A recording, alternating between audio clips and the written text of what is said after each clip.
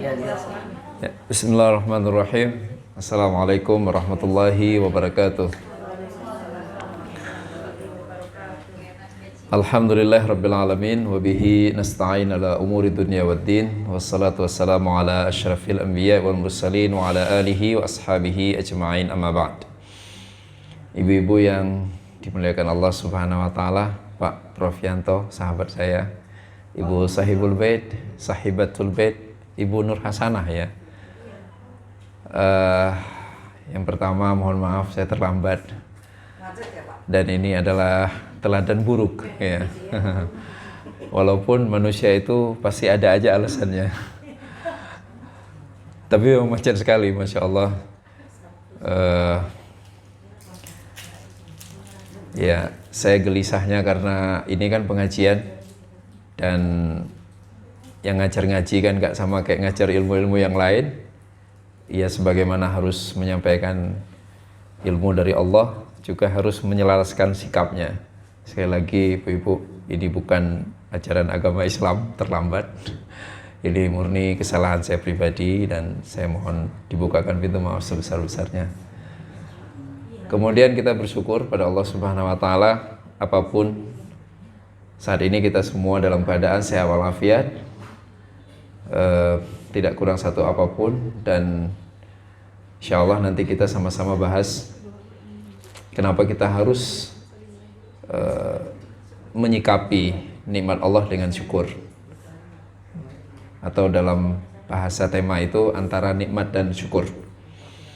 Kenapa seperti itu temanya? Karena ada yang luar biasa syukurnya, luar biasa terima kasihnya kepada Allah SWT, tapi ternyata kelihatannya nikmatnya biasa-biasa aja.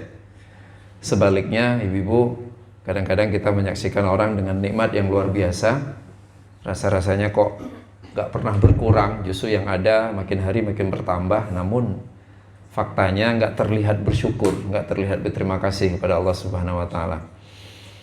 Maka pada kesempatan yang baik dan mulia ini, mudah-mudahan kita bisa pertama menyadari betapa bahwa nikmat Allah itu besar walaupun tak terlihat. Kemudian mudah-mudahan pengajian ini juga bisa mendorong kita semua untuk makin mau berterima kasih pada Allah SWT. Konsideran fenomenanya atau alasan fenomenologi di balik pemilihan tema ini, ibu-ibu, yang pertama, tidak jarang orang mengasosiasikan nikmat itu hanya dengan sesuatu yang zahir, sesuatu yang terlihat. Ya, kita lupa bahwa justru nikmat yang terbesar itu adalah sesuatu yang tidak terlihat, yang sifatnya batin. Bukankah kita sering disampaikan bahwa nikmat, kita bersyukur atas nikmat iman dan Islam. Kenapa sih yang disebut pertama itu iman dan Islam? Padahal sifatnya kan batin, suasana hati, keyakinan, kepercayaan.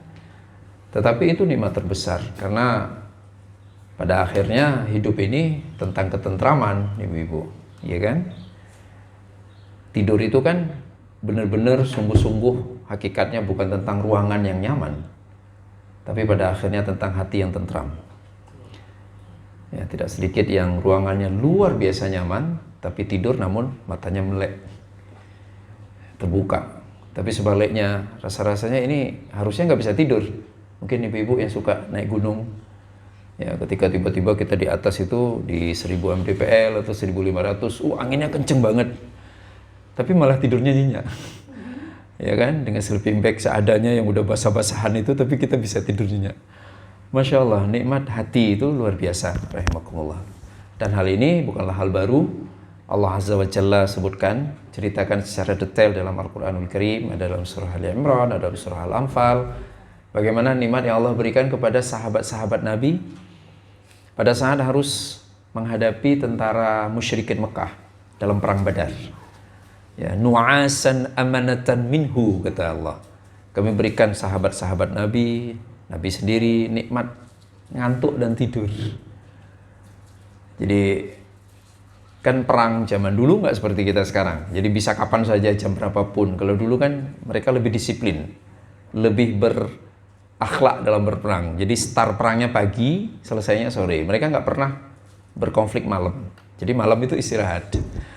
Nah, jadi besoknya mau perang, Nabi sudah pada posisinya bersama sahabatnya, musyrikin Mekah sudah pada posisinya bersama sekutu-sekutu mereka. Nabi bersama sahabatnya bisa tidur. Padahal harusnya kan gelisah. Jumlahnya jauh lebih sedikit, 313 lawan 1000 orang. Persenjataannya juga sederhana sekali. Niat keberangkatannya awalnya dari kota Mekah ke Badar itu hanya untuk menghalangi kafilah dagangnya Abu Sufyan, bukan untuk perang. Ya, tapi hanya untuk meminta balik harta umat Islam yang dirampas dari kota Mekah. Kan hijrah ke Madinah, rumah ditinggalin, semua ditinggalkan, malah dirampas sama Abu Sufyan. Jadi niatnya cuma itu. Tiba-tiba suasananya berubah, umat Islam terancam, akhirnya harus perang. Karena kalau nggak dihadang di lembah Badar itu, ada resiko musyrikin Mekah akan terus melanjutkan perjalanannya sampai ke kota Madinah, kan lebih bahaya lagi. Sementara di kota Madinah ada anak istri mereka. Nah, rahimakumullah, gelisah, khawatir bagaimana besok dan seterusnya, tapi kemudian Allah memberikan nikmat tidur. Maka sekali lagi, banyak nikmat yang kita lupakan, kita lewatkan, seakan-akan itu bukan nikmat, tapi sebenarnya itu adalah nikmat yang hakiki, yaitu ketentraman yang sifatnya batin. Termasuk nikmat batin itu, ibu-ibu, nikmat persepsi positif dari orang lain terhadap diri kita. Betul kan? Bingung dong. Kita kadang-kadang kenal orang, ini orang kok kayaknya nggak baik ya. Artinya omongannya nyebelin, misalnya suka nyakitin hati orang lain, sikapnya juga nggak baik. Tapi kok orang nggak pernah merasa marah? Orang-orang di sekelilingnya menganggap dia orang baik aja.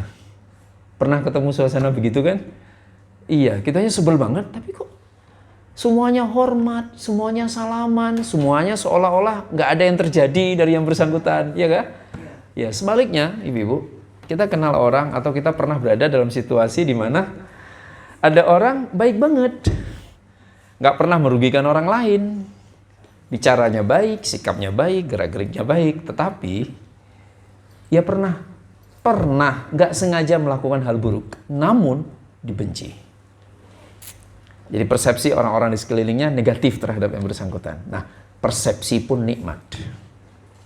Soheh? Iya kan? Pernah, kita kan suka agak acara keluarga besar. Ternyata ada yang nggak mau hadir. Atau ada yang hadir terus buru-buru pulang. Waktu diajak ngobrol bilangnya apa? Semua orang sebel sama saya kok. Ngapain sih lama-lama di sini katanya.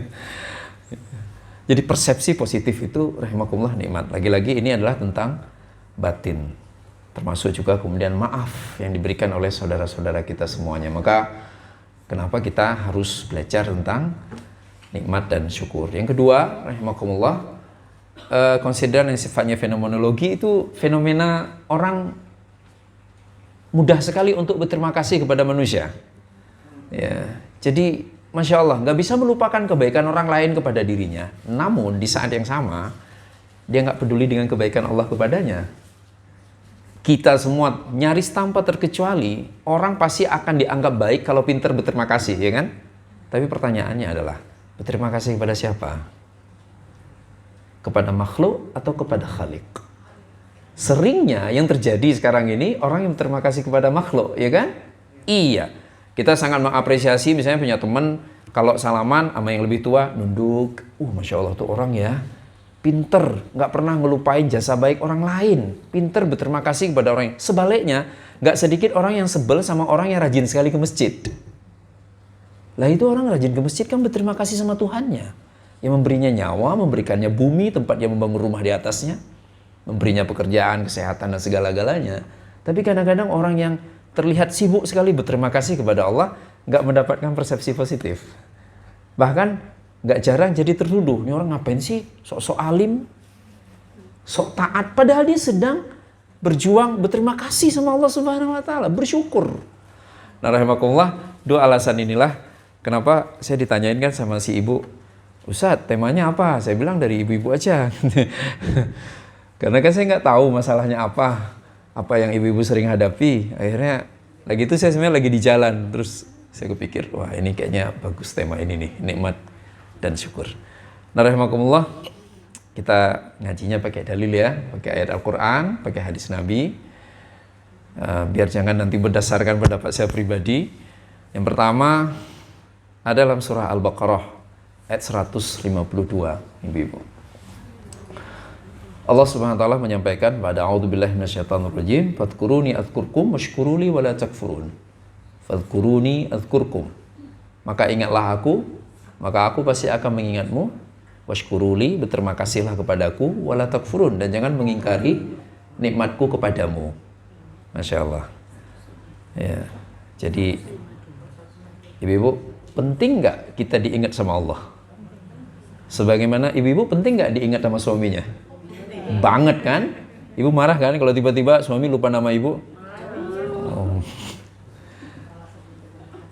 Lebih penting mana? Diingat suami atau diingat Allah? Harusnya jawabnya dua-dua penting, Ustaz. Iyalah. Ya. Saya lupa, nggak tahu saya apa suami ibu. Kayak saya juga, saya gampang lupa kalau hal-hal menyangkut istri itu. Jadi dia kadang marah. Kok lupa sih kalau istri ngomong nggak didengerin katanya. Jadi kita ingin diingat oleh pihak yang kita cintai. Yang kedua, kita ingin diingat, selalu diingat oleh pihak yang memberikan pengaruh besar dalam hidup kita. Allah pengaruhnya luar biasa besar. Pengaruhnya besar banget. Maka ingatlah aku pasti akan mengingatmu. Jadi berawal dari apakah kita ingat Allah atau enggak. Dan enggak mungkin Allah sekedar nginget doang kan. Tetapi kalau Allah ingat dengan kita, Allah pasti ngurusi. Dalilnya Ibnu Abbas, ada nama sahabat Abdullah Ibnu Abbas, sahabat Nabi yang paling pintar tafsir. Saat turun ayat ini beliau mengatakan, arti dari ayat ini adalah fadhkuruni bita'ati, ingatlah aku dengan cara menaatiku. Adzkurkum bima'unatikum, aku akan mengingat kamu dengan cara mengirimkan pertolonganku. Ya. Begitu tafsirnya dari ayat ini. Nah ibu-ibu, kita semua dapat nikmat dan kita semua harus mensyukuri nikmat, karena lanjutan dari ayat itu kan bunyinya fadhkuruni adzkurkum washkuruli wala takfurun, berterima kasihlah kepadaku dan janganlah engkau mengingkari nikmatku. Tapi di awalnya ingatlah aku agar aku mengingatmu. Maka mengingat Allah itu adalah bagian penting dari bersyukur. Enak kan? Masya Allah. Iya, nggak usah ngapa-ngapain berarti. Bahkan sebelum kita mengucapkan Alhamdulillah, begitu kita sadar bahwa nikmat ini sumbernya dari Allah, itu namanya bersyukur. Ingat Allah aja. Ini dari Allah. Ini dari Allah. Ya. Namun, baru kemudian Ibnu Abbas jelaskan, mengingat saja nggak cukup. Tunjukkan. Dengan cara apa? Nurut. Dan kerennya Allah nggak kelihatan. Jadi nurutnya beneran, ya kan, ibu-ibu. Misalnya saya aja deh, nggak enak contohnya ibu-ibu. Saya nurut sama apa kata istri misalnya. Itu yang terbaik apakah ketika di depan istri atau ketika nggak di depan istri, ibu? Yang terbaik yang nggak di depan istri dong, iya kan? Kalau di depan istri nurut, kata istri makan, ya itu biasa aja. Tapi ketika istri nggak ada, masih ingat kan, misalnya kan gitu kan, paling ibu-ibu ngasih tahu kan, nanti kalau pas jam makan ya, jangan sampai telat ya. Nurut, istrinya nggak ada, itu jauh lebih keren. Soheh, anak-anak kita ikut ujian, nurut ikut aturan ujian, nggak nyontek. Ketika pengawas ada dalam ruang ujian, biasa aja, orang ada pengawasnya kok. Atau pengawasnya nggak ada, itu baru lebih keren. Nah sekarang bayangkan, Allah nggak pernah kelihatan. Dan kitanya nurut, Masya Allah. Luar biasa. Kan nggak pernah kelihatan. Nggak pernah bisa diindrai. Tapi kita tetap nurut nih, kayak ibu-ibu sekarang. Semuanya tutup aurat. Ini kan bagian dari nurut. Emang ada kelihatan wajah yang menyeramkan dari langit sana waktu ibu keluar rumah sehingga ibu harus buru-buru ngambil jilbab, takut sama Allah? Enggak. Langitnya begitu aja, terlihat selalu indah walaupun kadang-kadang gelap dan mendung kan? Ya, nggak ada suara-suara ancaman dari langit, nggak sama sekali. Tapi kita tetap nurut. Maka rahimakumullah, itu adalah keistimewaan. Dan apa kata Allah SWT? Jika engkau mengingatku dan engkau mewujudkan keingatan itu atau kesadaran itu dengan cara nurut kepadaku, maka aku akan mengingatmu dengan cara terus-menerus menolongmu. Masya Allah. Ditolong sama Allah. Pertanyaannya, kita masih butuh pertolongan nggak sih? Butuh. Makin tinggi, makin bertambah usia, makin tinggi derajat, makin banyak ilmu, kita makin butuh pertolongan, ya kan, Ibu? Nggak ada orang nggak butuh pertolongan. Semua butuh pertolongan. Ini musim pemilu kan, semua partai ada pendukung kan, ya kan Ibu? Bisa nggak ada partai mentang-mentang suara kami terbesar di parlemen, kami tidak perlu pendukung? Ini nggak ada. Di mana-mana Ibu, nggak usah kita di tanah air, di luar negeri sana. Masih ingat dulu baru-baru Israel nyerang Palestina, Gaza, ya kan? Amerika, bahkan presidennya Joe Biden kemana-mana kan? Ke Saudi Arabia, ke Qatar, itu tahanan perang, tawanan perang, siapa nyelamatin? Qatar, kerjasama Mesir, kerjasama dengan Jordan. Jadi bukan Amerika sendiri. Bayangkan. Jadi siapapun orangnya, siapapun kita, setinggi apapun derajat yang sedang dinikmati sekarang, tetap saja kita selalu sangat butuh pertolongan. Nah, ibu-ibu, pertolongan jika bersumber dari selain Allah, pasti ujung-ujungnya akan ada masalah, ya kan? Nuntut balik, tiba-tiba dia nuntut balas budi dari kita untuk melakukan sesuatu yang dilarang Allah. Repot. Untuk melakukan sesuatu yang kita nggak suka untuk melakukan itu. Tapi kalau baiknya sama Allah, terus Allah menolong, Allah nggak nuntut apapun, Masya Allah. Ya nggak, Ibu? Emang ada Allah nuntut? Kita harus bayar PBB ke Allah nggak? Enggak. Emang ada zakat gara-gara kamu bangun rumah di atas bumi Allah? Nggak ada, Ibu. Masya Allah. Enak banget. Baik sama Allah, kemudian dapat pertolongan dari Allah, dan Allah nggak pernah menuntut apapun. Justru yang akan terjadi apa? Begitu proses ini terjadi secara simultan ya, terus menerus, maka kita akan baik lagi. Jadi awalnya kita baik nih sama Allah, terus Allah nolong. Di antara pertolongan Allah itu apa? Kontennya. Allah mampukan kita untuk jadi lebih baik lagi. Enak kan, Ibu? Nggak gampang loh, Bu. Apa tantangan terbesar dalam hidup ini? Mengendalikan diri sendiri. Itu berat banget. Kenapa ada ustadz tiba-tiba ajaib, Bu? Aneh. Dia gagal mengendalikan dirinya sendiri. Ya, kalau depan orang, wih, dipanggil ustadz, ya baiklah. Tapi ketika nggak ada yang lihat, nggak ada yang tahu, nggak di depan keluarganya, tiba-tiba dia gagal mengendalikan dirinya sendiri. Nggak sedikit kan orang-orang yang terlihat baik di depan orang lain, tiba-tiba gagal mengendalikan dirinya sendiri saat sendirian. Rahimakumullah. Tamam?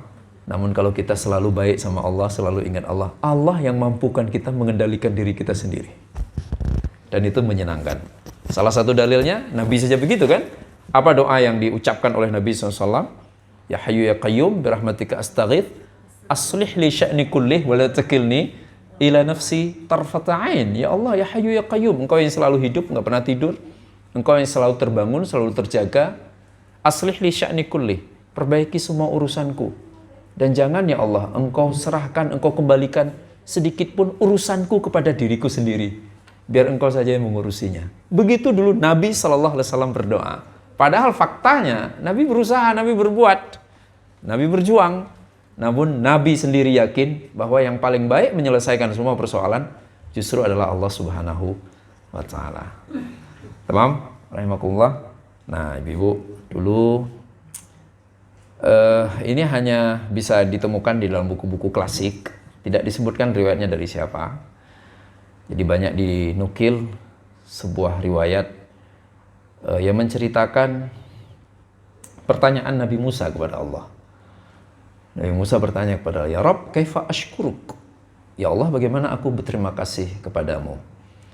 Dijawab oleh Allah. Kan ibu-ibu ingat kan Nabi Musa kan gelarnya Kalimullah, yang bisa berbicara langsung dengan Allah kan, terjadi dialog itu kan dengan Allah. Sementara Nabi kita enggak kan? Nabi kita hanya dalam peristiwa Mi'raj saja. Sisanya terima wahyu, jadi satu arah komunikasinya. Ya udah terima. Tapi Nabi Musa sempat berkomunikasi dengan Allah Subhanahu wa Ta'ala. Maka gelarnya Kalimullah. Kalim dari kata kalam. Nah, dalam proses salah satu komunikasi itu Nabi Musa bertanya, Ya Rabb kaifa ashkuruk? Ya Allah, bagaimana aku berterima kasih kepadamu? Dijawab oleh Allah Subhanahu wa Ta'ala, Tadhkuruni wa la tansani. Engkau mengingatku dan engkau tidak melupakanku. Masya Allah. Jadi sekedar nginget aja itu sudah bersyukur. kepada Allah Subhanahu wa taala. Jangan dilupakan. Engkau mengingatku dan engkau tidak melupakanku. Nah, ditanya lagi Nabi Musa, bagaimana caranya ya Rabb? Bagaimana penjelasannya? Dijelaskan oleh Allah SWT. Idza dzakartani faqad syakartani. Jika engkau mengingatku, maka engkau berterima kasih kepadaku. Wa idza nasitani faqad kafartani. Jika engkau melupakanku, maka engkau telah kufur kepadaku. Jadi, ingat Allah itu adalah syukur. Lupa sama Allah itu adalah kufur. Ya. Maka mudah ibu-ibu, sekarang kalau kita pengen lihat siapa sih yang paling bersyukur, yang paling sering ingat Allah. Mulai dari pikirannya kan, mulai dari perasaannya. Nanti pasti akan terejawantahkan dalam bunyi lisannya, sikapnya, kesehariannya, dan seterusnya. Ya, kalau ingat Allah pasti mudah sekali. Hari ini rasanya bahagia banget. Allah, dari Allah. Kok masalah ini cepat selesai ya? Dari Allah. Ya.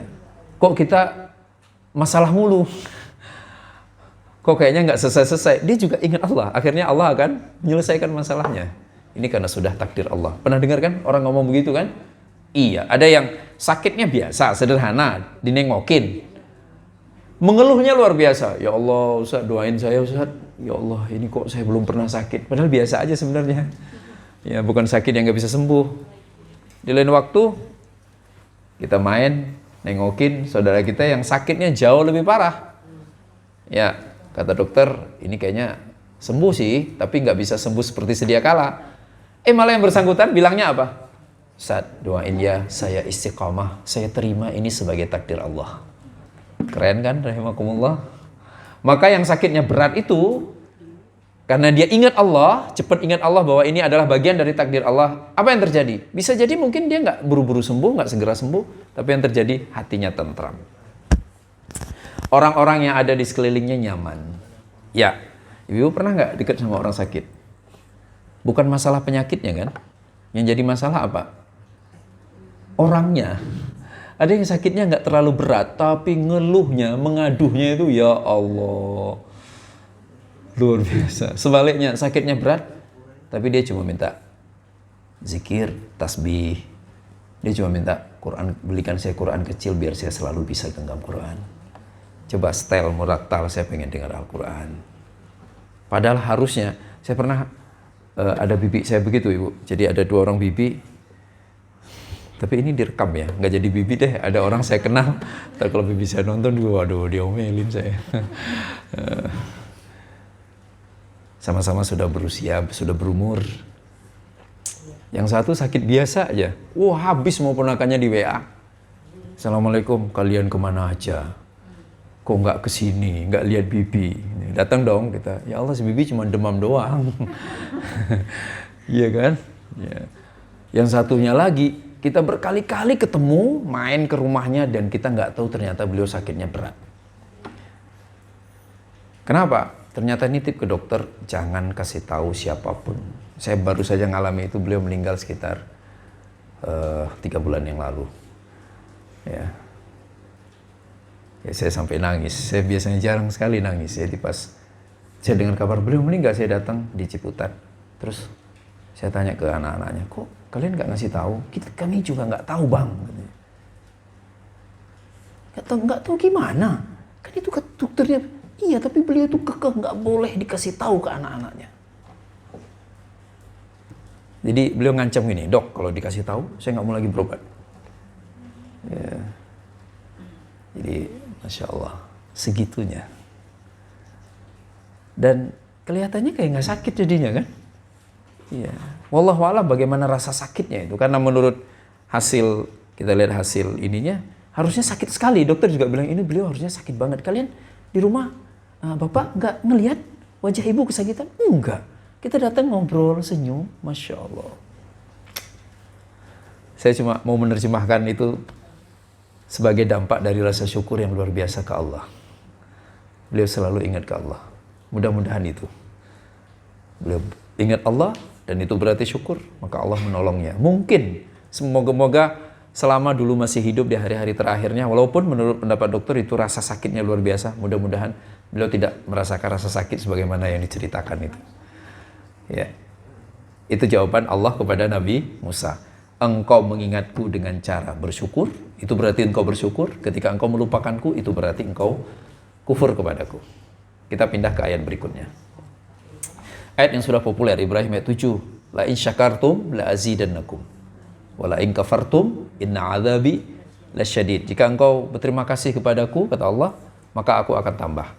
Jika engkau kufur, nggak mau mengakuinya, mengingkari bahwa sumber nikmat adalah Allah, maka ketahuilah azabku amat pedih. Masya Allah. Kita bahas yang bagian ujung dari ayat ini, ibu-ibu. Kalau engkau bersyukur, aku tambah, kita sudah sering dengar, kita sudah paham, tetapi ada ancaman di situ. Yang bunyinya, jika engkau kufur, artinya engkau nggak mau mengakui bahwa sumber nikmat adalah aku, maka azabku sangat berat. Pertanyaannya ibu-ibu, pernah nggak kita nggak ngaku nikmat itu Allah? Dari Allah. Mungkin kalau ada yang nanya, kita pasti akan mengatakan enggak, dari Allah. Tapi faktanya kadang-kadang hati ini enggak sepenuhnya mau mengaku bahwa sumber itu adalah Allah. Kayak orang, alhamdulillah gitu ya. Gimana? Alhamdulillah ini karena kerja keras saya. Walaupun diawali dengan kata alhamdulillah. Ya. Anak-anak berhasil misalnya, kita sebagai orang tua. Alhamdulillah, coba dulu saya nggak ngedidik anak saya benar-benar. Dia bersyukur ke Allah, tapi tiba-tiba dia sedang menyebutkan semua daya upaya yang ia lakukan. Maka ibu-ibu waspadai apa? Waspadai orang termasuk diri kita sendiri, ngucapin alhamdulillah, tapi kemudian keterangan tentang apa yang kita lakukan itu lebih panjang daripada alhamdulillah. Ada kan? Alhamdulillah acaranya sukses. Gimana nggak sukses? Orang saya setahun sebelumnya udah merencanakan, saya ke sana, saya kemana. Ceritanya setengah jam. Alhamdulillahnya dalam 1 detik atau 2 detik. Cerita daya upaya yang ia lakukan itu sampai setengah jam. Apakah itu bersyukur? Kita khawatir itu menjadi bukti ingkar akan nikmat Allah Subhanahu wa taala. Maka yang terbaik, apa yang bisa diucapkan ibu-ibu? Ucapkanlah alhamdulillah, ini semua karena Allah. Allah yang berhasilkan, Allah yang sukseskan, Allah yang lancarkan. Baru kalau orang itu nanya, tapi apa yang ibu lakukan? Kan nggak mungkin tiba-tiba berhasil. Oh ya, pengen tahu baru ceritakan. Tapi kalau ada yang nanya tentang apapun ibu-ibu, ya, karena godaannya besar kan. Terlebih kalau biasanya orang tua didik anak kan, anaknya berhasil, sukses di tempat kerjanya, di masyarakatnya. Biasanya kan orang tua pasti, oh iyalah, ibunya disiplin, ayahnya hebat. Akhirnya lupa sama Allah SWT. Betapa banyak yang ayahnya hebat, ibunya disiplin, anaknya nggak jadi orang ya. Masya Allah. Berarti anak yang baik, anak yang berhasil itu sepenuhnya Allah. Semuanya sepenuhnya Allah. Ibu-ibu pasti banyak melakukan jenis aktivitas kan. Ada yang bilang olahraga biar tetap sehat. Betapa banyak yang malah olahraga justru mempercepat. Ya kan? Beda orang muda sama orang tua. Betapa banyak orang muda itu lemah dan gak tahu apa-apa kan. Dan orang tua jauh lebih banyak tahu dan jauh lebih kuat fisiknya. Masya Allah. Maka yang kita butuhkan apa sebenarnya? Tadabbur, melihat, memperhatikan, dan kemudian insya Allah pasti akan sampai ke Allah Subhanahu wa ta'ala. Bingung dong, iya kan? Pagi-pagi kayak kemarin tuh saya acara walimahan subuh-subuh di Bogor, ya sama sepupu. Saya datang, dia datang. Kan biasa disediain sarapan kan? Ya karena buru-buru mau acaranya memulai jam 7:30, saya udah baru nyampe, disodorkan roti. Ke sepupu saya juga disodori roti. Ini makan dulu, biar nanti kuat katanya. Terus saya makan roti. Terus saudara saya cuma megang doang, dia cuma minum. Lu kok nggak dimakan? Nggak bisa, mahnya bisa kambuh, berarti gitu. Coba, Masya Allah, masih sedarah, hidup dengan gaya hidup yang nggak jauh berbeda, tapi tiba-tiba ada perut yang tidak begitu kuat untuk menerima sekedar 1 roti. Allahu Akbar. Ya kan? Nah kalau orang yang nggak bersyukur ibu-ibu, dia akan mempersoalkan apa? Gimana sih kok muda-muda udah sakit? Gitu. Ya kan? Tapi kalau perspektifnya syukur, kita akan mengatakan apa? Ya Allah, kita udah ngelupain tuh orang itu. Kita jadi ingat ke, ya Allah enak banget ya nikmatmu ya Allah. Aku bisa makan apapun, kapanpun. Benar nggak ibu-ibu? Banyak orang nggak bisa makan apapun, kapanpun kan? Dia harus milih-milih jam segini harus makan ini, jam segini harus makan ini. Allah Karim. Sementara ada orang dengan nikmat super, dia bisa makan apapun, kapanpun. Iya. Tamam. La in syakartum la azidannakum wa la in kafartum inna adzabi lasyadid. Berikutnya, surah Al-Isra ayat 111. Perintah untuk mengucapkan alhamdulillah. Apa kata Allah dalam ayat itu? Ada bunyi wa qulil hamdulillah, dan katakanlah alhamdulillah. Ya, baru kita beranjak ke, kalau tadi kan persepsi, keyakinan, masalah hati, perasaan, ingatan, harus ingat selalu sama Allah, baru namanya bersyukur. Nah, yang kedua berikutnya, ucapkan melalui lisan. Dan itu diperintahkan di dalam Al-Quran. Alhamdulillah. Alhamdulillah. Ya, ibu-ibu. Banyakin alhamdulillah. Ibu-ibu suka nonton cuplikan video saudara-saudara kita di Gaza. Masih berani lihat nggak? Udah nggak ya? Nggak kuat ya? Ya, sedih banget ya. Ya.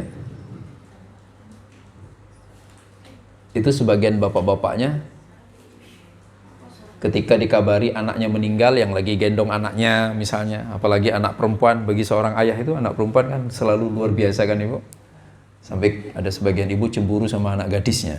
Kenapa kelihatan lebih dicintai dibandingkan dirinya katanya. Bapak-bapak itu mengucapkan alhamdulillah innalillahi wa inna ilaihi rajiun. Bagi sebagian orang ini jadi aneh katanya. Kok bisa sih bukannya innalillahi wa inna ilaihi rajiun, kok malah bersyukur? Padahal yang dilakukan apa yang dulu diajarkan oleh Rasulullah SAW. Hadis qudsi. Allah memerintahkan kepada malaikat mautnya untuk mencabut nyawa anak seseorang. Begitu selesai dicabut nyawa, Allah bertanya kepada si malaikat maut, apa yang kalian lakukan? Kami mencabut nyawa anak seseorang ya Rob. Terus Allah bertanya lagi ke malaikat maut. Sebenarnya pertanyaan ini untuk ngajari kita kan. Allah bertanya lagi kepada malaikat maut, ini namanya begini hadis qudsi. Kata Allah kepada malaikat maut, apakah engkau mencabut nyawa buah hatinya, anak kesayangannya? Malaikat maut menjawab, iya ya Allah. Lantas Allah bertanya lagi, apa yang ia katakan? Apa yang ia ucapkan? Dijawab oleh malaikat maut, hamidaka wastarja. Dia memujimu ya Allah, dan kemudian mengucapkan innalillahi wa inna ilaihi rajiun. Lantas apa yang Allah katakan kepada malaikat ini? Kata Allah ke malaikat, ibnu lahu baitan fil jannah, bangun untuknya rumah di surga. Wasammuh baital hamdi, dan namakan rumah itu sebagai rumah syukur. Bayangkan, jadi bersyukur terbaik itu justru malah ketika kita sedang menghadapi ujian yang paling berat. Masih berterima kasih kepada Allah. Pasti pertanyaannya begini, apanya yang diterima kasihi? Takdir, bahwa itu yang terbaik. Keberanian untuk menerima takdir dan mengatakan, ya Rob, ini terbaik menurutmu, maka aku juga meyakini ini adalah yang terbaik untukku. Begitu kualitas iman sama Allah, ibu-ibu. Dan itulah yang disyukuri, peristiwa takdir itu. Dan itulah yang membuat Allah kemudian memutuskan, memerintahkan malaikat untuk membangunkan untuknya rumah di surga. Dan bukan rumah biasa, tapi rumah yang bernama rumah syukur. Ibu-ibu, kira-kira kalau rumahnya di surga, mungkin nggak tinggalnya di neraka? Enggak kan? Karena ada yang nanya, Ustaz, itu dibangunin doang rumah di surga, terus dia tinggalnya di mana? Ya di surga lah. Masa tinggal di neraka? Tamam, rahimakumullah. Ayat terakhir, surah Yunus ayat 10. Bunyi potongan ayat yang sebenarnya sering diperdengarkan oleh imam-imam kita. wa akhiru da'wahum anil hamdulillahi rabbil alamin.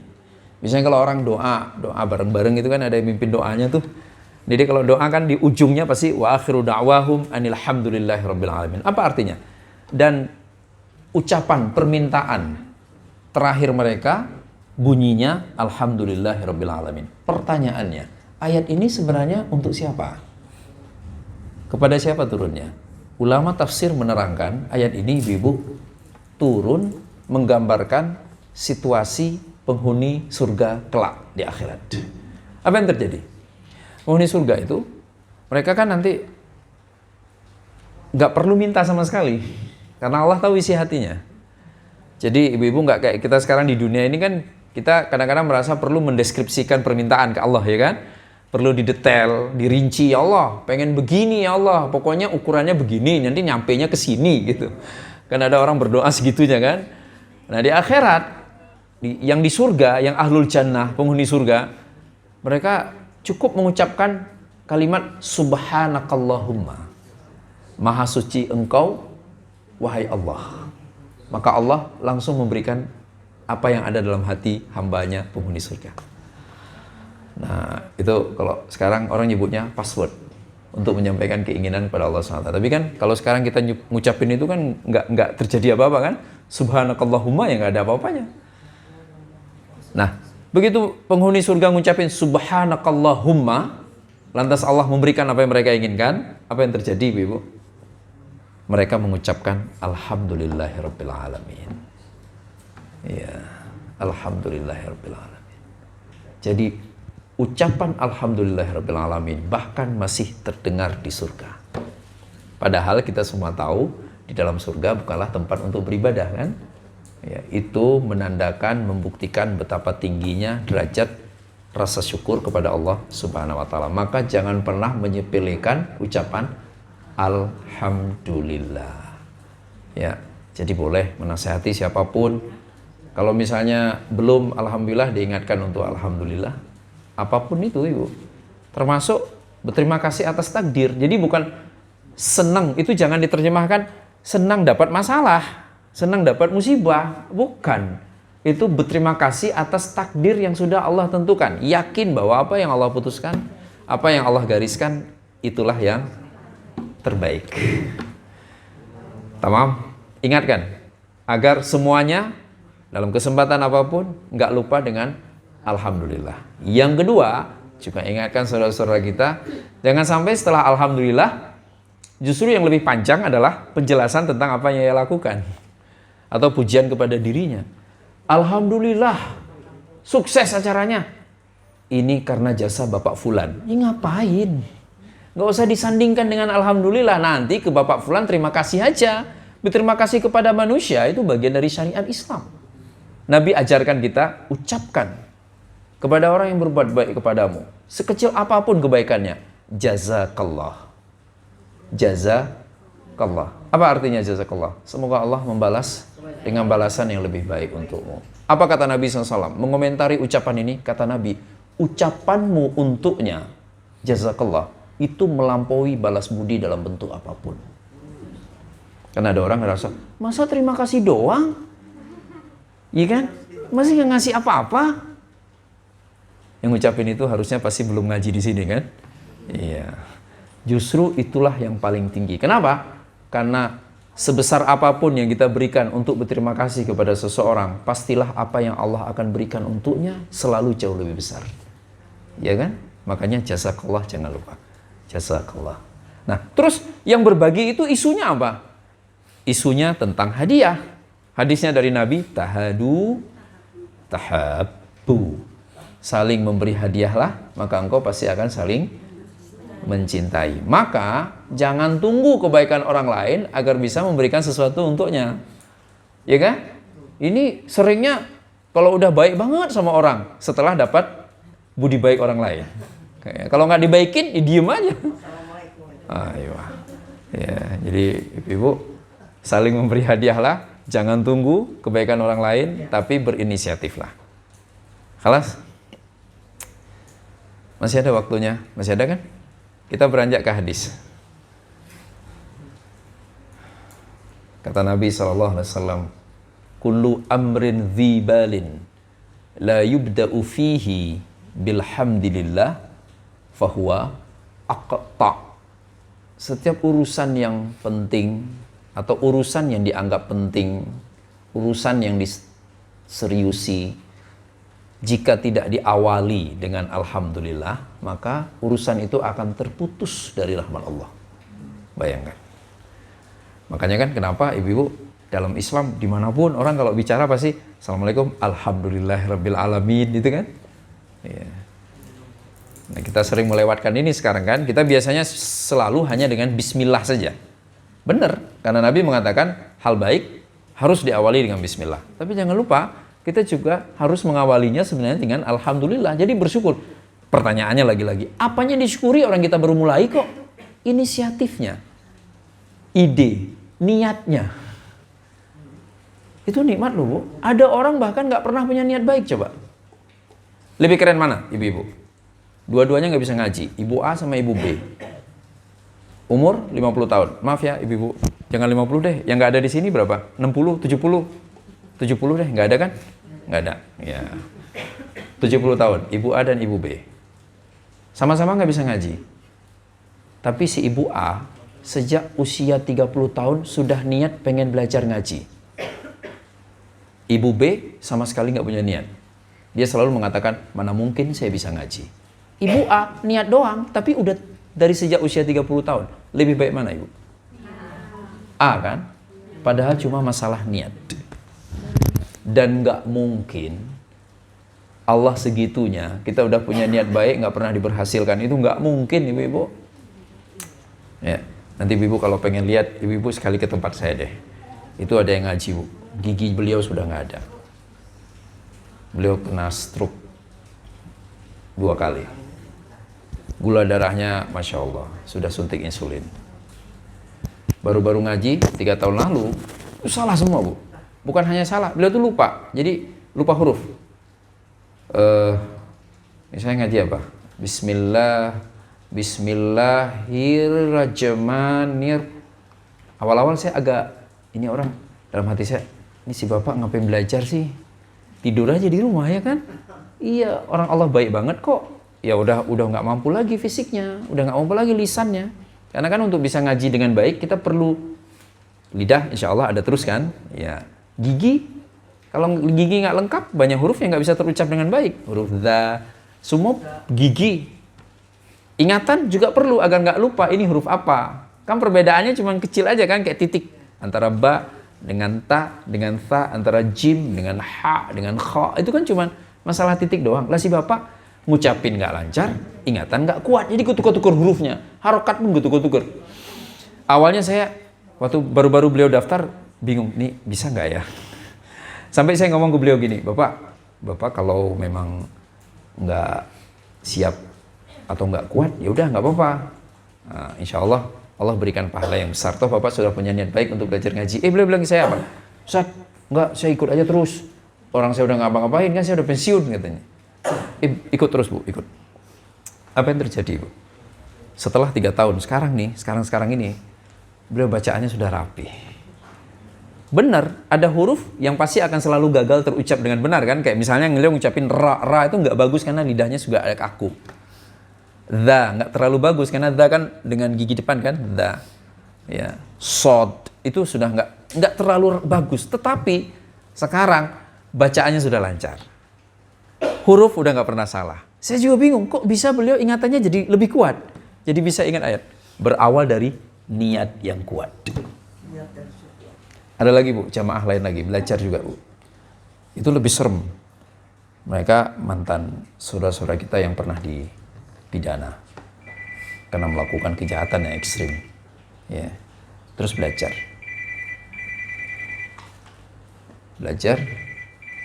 Saya waktu awal-awal datang, Masya Allah. Ya penampilannya kan nggak kayak penampilan orang ngaji. Yang rambutnya lah. Pokoknya yang super ekstrim lah. Ya, ibu-ibu jarang nemu yang kayak gitu. Ya, dia berusaha nutupin bagian tubuhnya. Tapi kan akan tetap terlihat kan. Karena sifatnya permanen, nggak bisa lagi dihapus. Belajar. Saya awalnya juga begitu, namanya kita juga, Ustadz juga bisa digoda setan kan? Setan bisik ke hati saya, Ustadz ngapain, mana bisa, orang-orang begini. Ya kan? Semuanya kan baru dilepas, yang ada di hidung, yang ada di lidah, ya kan? Ya udah, saya datang aja terus, saya bilang, tapi saya waktunya nih kayaknya cuma bisa seminggu sekali, saya bilang. Kalau nggak efektif, gimana? Nggak apa-apa Ustadz. Ustadz, nasihati kami aja, cara biar kami bisa. Terus saya bilang, ya udah, saya seminggu sekali datangnya, tapi antum ulang-ulang terus, murajaah setiap hari. Oh ya udah Ustadz, kata gitu. Belajar Bu, belajar. Ibu tahu nggak? Masya Allah. Itu adalah kelas tahsin yang pernah saya ajari yang paling akseleratif. 3 bulan mereka lancar. Padahal ngajarnya sepekan sekali. Cuma 1,5 jam. Hebat Ibu. Karena niat. Jadi yang bikin kita terpuruk adalah putus asa sama Allah. Kita tiba-tiba merasa lebih pantas jadi penghuni neraka dibandingkan jadi penghuni surga. Itu yang bikin kita cepat mati itu Ibu. Tapi merasalah kita lebih pantas ke surga dibandingkan ke neraka. Maka insya Allah akan selalu optimis. Ya, itu dalilnya yang tadi. Kullu amrin dzibalin la yubda'u bi alhamdulillah fahuwa aqta. Urusan yang tidak diawali dengan pujian kepada Allah, rasa terima kasih kepada Allah, maka urusan itu pasti akan terputus dari rahmat Allah. Maka niat awal melakukan sesuatu kan berawal dari niat. Berterima kasihlah kepada Allah SWT karena Allah memberikan nikmat niat yang baik. Yang kedua, hadis Nabi SAW. Nabi mengatakan, man dzakarani fi nafsihi dzakartuhu fi nafsi wa man dzakarani fi mala'in dzakartuhu fi mala'in khairim minhu. Yang mengingatku, kata Nabi SAW. Jadi ini juga hadis kursi. Allah mengatakan kepada Nabi, sampaikan kepada umat manusia, yang mengingatku, kata Allah, dalam dirinya, dalam hatinya, maka aku mengingatnya dalam diriku. Masya Allah. Keren kan? Seneng kan? Kalau kita diingat sama orang-orang yang kita hormati, orang-orang, ada kan anak pulang ke orang tuanya terus sebel banget karena ibunya lupa dengan namanya. Ada? Ya, siapa? Ini ibu, aku pulang. Iya, siapa? Kata ibu yang nyebelin. Anaknya biasanya marah. Ya Allah, ibu kok lupa sih? Ya. Itu kejadian kan? Ya. Kalau anaknya satu nggak bakalan lupa ibu. Iya. Jadi dia nggak bisa ngebedain suara anaknya lagi karena udah nggak kelihatan. Iya. Harusnya kan suara itu kan ciri khas. Iya. Bayangkan kalau kita diingat Allah. Dan Allah menyebutnya Dzakartani fi nafsik, dzakartuka fi nafsi. Engkau mengingatku dalam dirimu, dalam jiwamu, aku mengingatmu dalam diriku. Terus dilanjutkan hadis kursinya. Kata Allah, jika engkau mengingatku, menyebutkan engkau mengingatku di tengah-tengah khalayak ramai, maka aku akan menyebutkanmu di tengah-tengah khalayak yang lebih baik dari khalayakmu. Masya Allah. Siapa saja yang ada di sekeliling Allah? Para malaikat. Lah bayangkan nama kita disebut, diperdengarkan kepada para malaikat. Apa yang akan terjadi Ibu? Malaikat pasti akan nolong kita. Urusan kita pasti akan jadi lebih mudah.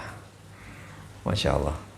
Maka tugas kita selalu mengingat Allah. Hadirkan Allah di dalam diri kita. Jadi kan ada ungkapan, engkau selalu di dalam hatiku. Harusnya itu Allah, ya kan? Ya, harusnya itu Allah. Jadi selalu keingat ke Allah, selalu keingat ke Allah. Salah satu caranya Ibu, caranya gimana? Karena kan frekuensi kita mudah terganggu oleh visual kan? Apa yang kita lihat, apa yang kita dengar, itu kadang-kadang mempengaruhi. Nah diantaranya apa yang dilakukan oleh Sahibatul Bait ini. Kayak gitu Bu, pasang gambar Ka'bah. Nggak mungkin kan, lihat gambar Ka'bah lapar. Pernah nggak Bu? Pengen makan. Nggak ada nggak, lihat gambar Ka'bah pengen makan kebuli. Ini nggak ada hubungannya sama sekali. Lihat gambar Ka'bah ingatnya pasti Allah. Ya kan? Dan ini sangat disarankan. Ibu-ibu silahkan nanti Ibu mau ayat misalnya, ayat kursi, ayat Quran atau apa aja. Tapi pastikan terbaca. Ada orang ayat indah banget, dia aja nggak tahu itu apaan ya. Jangan begitu. Pastikan dulu terbaca sama Ibu, baru Ibu pajang. Sehingga selalu mengingatkan. Jauh lebih bermanfaat. Kita akan selalu terkoneksi dengan Allah Subhanahu wa taala. Hadis yang berikutnya, yang ketiga, tentang syukur. Nabi sallallahu alaihi wasallam pernah mengatakan, Allahu yarda 'anil 'abdi. Allah la yarda 'anil 'abdi. Allah sungguh akan meridai seorang hamba. Ya'kulul aklah wa yashrabu asyurbah fayahmaduhu 'alaiha. Kan harusnya kita berpikir untuk bisa dapat ridha Allah perlu upaya yang luar biasa. Tapi dalam hadis ini Nabi mengatakan yang perlu engkau lakukan agar Allah ridha kepadamu, ketika engkau makan, ketika engkau minum, jangan lupa bertahmid. Jangan lupa berterima kasih kepada Allah.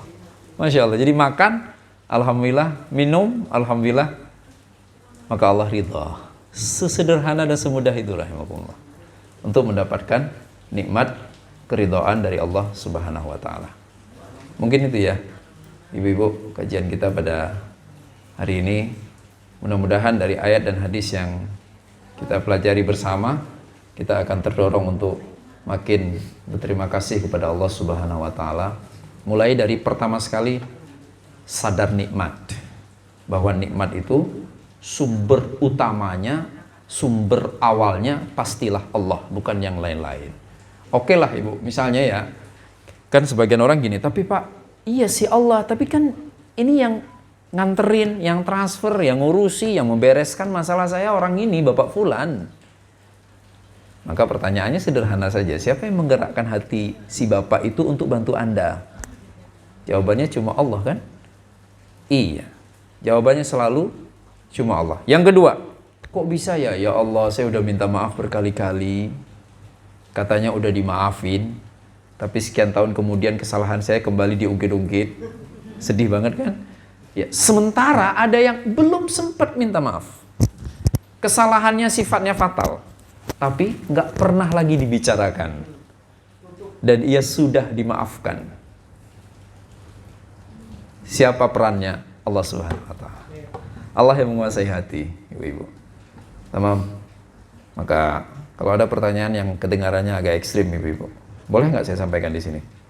Boleh. Iya, bebas. Ada ibu-ibu nanya ke saya, Ustaz, kok saya merasa suami saya suka lupa sama saya? Maka apa jawaban terbaiknya? Jangan-jangan ibu suka lupa sama Allah. Ya kan? Apapun yang dilakukan oleh seorang istri, jika hanya demi suaminya, maka belum tentu akan meridhakan Allah. Sebaliknya, apapun yang dilakukan oleh seorang istri, sesederhana apapun, ia lakukan agar diridai oleh Allah. Karena ia bertugas untuk membahagiakan hati suaminya, maka Allah pasti akan mengarahkan suaminya hanya kepada dirinya. Itu Ibu-ibu. Sama juga kita ke anak-anak, ya kan? Sebagian orang tua bingung. Ya Allah, dibesarkan. Sampai beberapa waktu yang lalu ada ibu-ibu nanya gini, Ustaz, itu kan anak saya ya Allah Ustaz, lahirnya prematur, serba terbatas kemampuannya. Saya habis-habisan Ustaz, luar biasa, pokoknya saya anak ini harus besar, sehat, kuat, saya lakukan segala-galanya, tinggalkan semua-semuanya. Ya Allah, sekarang begitu dia besar, kok kayaknya dia lupa sama saya. Yang cerita sambil nangis kan biasanya begitu. Apa masalahnya? Jawabannya juga sama dengan yang tadi. Bisa jadi si ibu baik banget dengan semua manusia, tapi lupa untuk menyempurnakan terima kasihnya kepada Allah. Iya kan? Terjadi kan? Baik banget sama semua orang, baik banget sama keluarganya, tapi giliran terima kasih ke Allah seadanya aja. Yang penting kan kita udah sholat, ngomongnya malah begitu. Yang penting kan sudah 5 waktu, yang penting kan sudah tutup aurat. Namanya orang berterima kasih, Ibu, apa mungkin? Apa masuk akal?